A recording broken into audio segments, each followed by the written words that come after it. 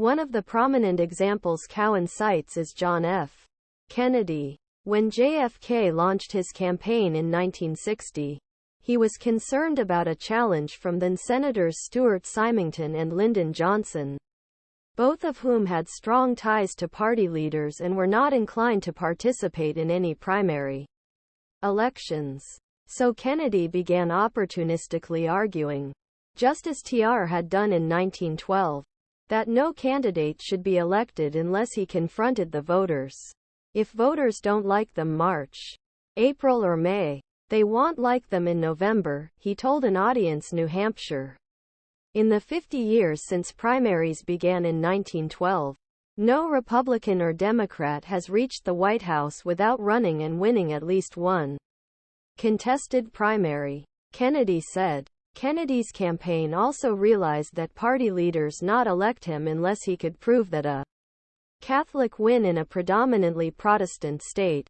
JFK said that for some candidates, primaries are not only good but absolutely vital.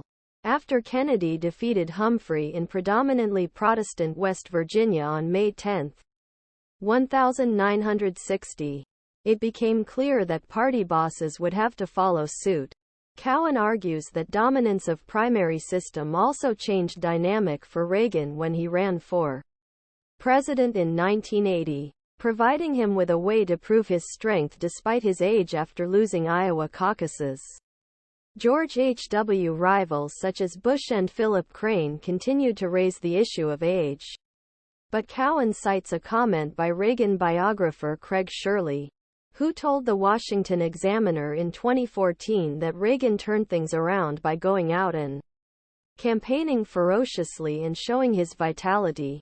Cowan's old comrade Roosevelt said, "So it's a stupid game."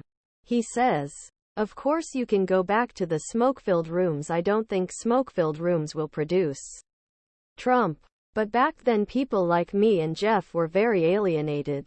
Moreover, the downstream effects on the parties have been unequal.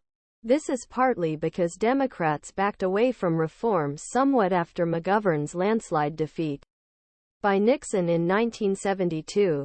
The party realized that McGovern was too left-wing for mainstream Democratic voters, and in 1984 introduced superdelegates, a minority of delegates. They were allowed to vote for the candidate they wanted, thus returning some of the power to regular party organizers and elected officials. But the party has since reduced the voting power of superdelegates. In the Republican Party, the situation is a little different. Thanks their success with gerrymandering and their control of safe districts, Republicans in Congress have become more radical than Democrats overall because primaries tend to be won by extreme challengers and candidates don't have worry, experts say, about returning to the middle in the general election. That's what former Rep. Liz Cheney learned after running against Trump from her deeply red Wyoming district and being promptly defeated by a close Trump challenger in the 2022 primary by nearly 40 points. The Republican Party H.